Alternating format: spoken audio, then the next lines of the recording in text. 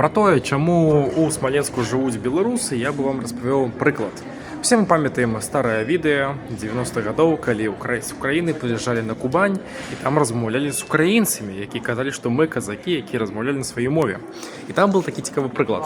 Такой стары дзед, якому там за 80 гадоў ён распавядаў сваю гісторыю. Типа ідзе он в школу, і яму кажуць, хто ён? Ён кажа, казак. А яму кажуць, што які ты казак, ты рускі, ідзе дадому, плача. Подходит до тата, кажешь, які я русский, я казак. И ему тата кажет, гляди, тебе наставница сказала? Он кажет, так, будем русскими, потому что, коли будешь казать, что ты казак, нас вышлють. И такая справа, я вырашаю, была у Смоленску. То есть людей просто насильно перавучали, что яны не белорусы, яны русские. Хотя, прошу уваги, русских не існавала. В Российской империи існавали великоруссы, 42%.